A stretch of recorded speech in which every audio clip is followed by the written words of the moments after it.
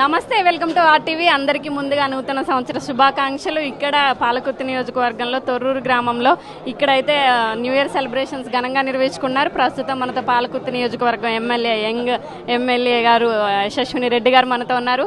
Happy new year madam. Happy new year అండి. ఎలా అనిపిస్తుంది? అంటే 2023లో ఒక ఎమ్మెల్యేగా గెలిచి 2024 న్యూ ఇయర్ సెలబ్రేషన్ చేసుకున్నారు. మీ కార్యకర్తలు కూడా పెద్ద ఎత్తున సెలబ్రేషన్ చేస్తున్నారు. ఎట్లా అనిపిస్తుంది?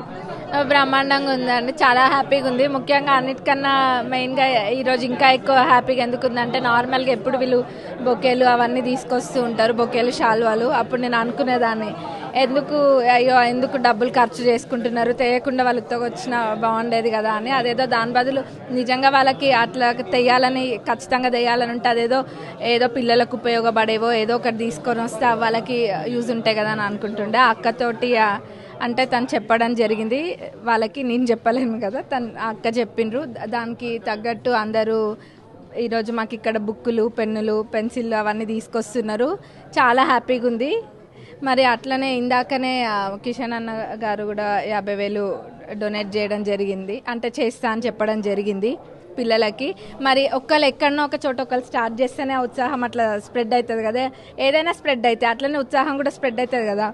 మరి అందరు కూడా, మా పాలకుర్తి ప్రజలందరూ కూడా వాళ్ళకి తోచిన సహాయం కొద్దో గొప్ప ఒకరికొకరు చేసుకునే ఇదిలో ఉన్నారు.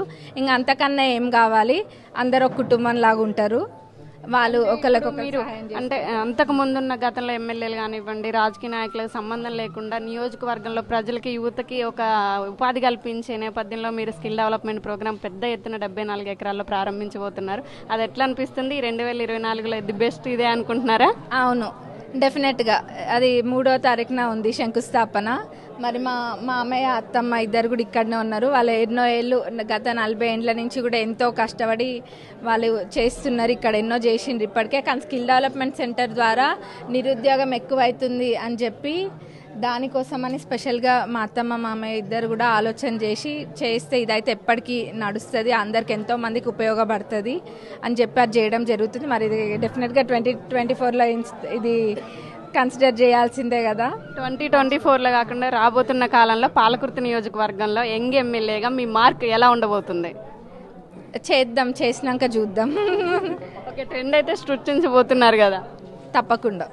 అంటే లాస్ట్ అండ్ ఫైనల్గా మీ నియోజకవర్గ ప్రజలకు ఏమని చెప్దాం అనుకుంటున్నారు? అందరికీ హ్యాపీ న్యూ ఇయర్. మరి మన పాలకుర్తి నియోజకవర్గ ప్రజలందరం కూడా ఒక కుటుంబం లాగా ముందుకెళ్ళాలి. ఎప్పుడు ఎవరికేమో అవసరం ఉన్నా, ఎవరైనా సహాయం చేయగలే స్థితిలో ఉంటే తప్పకుండా అది 10 రూపాయలని ఆలోచించకండి, 20 కాదు, 100, 1000 మీ వల్ల తోచిందంతా మనం అందరం పోగు చేసుకొని ఎవరికైతే నిజమైన అవసరం ఉందో, ఇబ్బందిలో ఎవరైనా ఉంటే మనం ఆదుకోవడానికి కూడా సిద్ధంగా ఉండాలి. మరి అదేవిధంగా రాబోయే రోజుల్లో ఉంటాం తప్పకుండా. మరి మా మామయ్య, అత్తమ్మ వాళ్ళతో వచ్చింది కూడా వాళ్ళు ఎప్పుడూ చేస్తూనే ఉంటారు అనుకోండి, అది వేరే విషయము. మరి గవర్నమెంట్ తరపున పనులు నేను కూడా అదే విధంగా చేసుకొస్తాను మన కాన్స్టిట్యున్సీకి. వింటున్నారు కదా, నా దగ్గరకు వచ్చేవాళ్ళు ఎవరైనా సరే బొకేలు అవి ఇవి కాకుండా పిల్లలకి యూజ్ అయ్యేలాగా పెన్ను, బుక్స్ అనేది తీసుకురావడం చాలా సంతోషకరంగా ఉంది. అలానే నియోజకవర్గ ప్రజలతో నేను న్యూ ఇయర్ సెలబ్రేషన్ చేసుకోవడం, 2024లో నేను ఎమ్మెల్యేగా అడుగుపెట్టడం, నా నియోజకవర్గాన్ని ఖచ్చితంగా నేను అభివృద్ధి చేస్తాను. అలానే 3వ తారీఖు ఏదైతే జరగబోతుందో దాని స్కిల్ డెవలప్మెంట్లో ప్రతి ఒక్క నిరుద్యోగులు కానివ్వండి అందరూ అవకాశాన్ని ఉపయోగించుకోవాలని కోరుకుంటున్నారు. ఇలాంటి మరిన్ని వార్తలు మీ ముందుకు తీసుకొస్తుంది ఆర్టీవీ ఓటు స్టూడియో.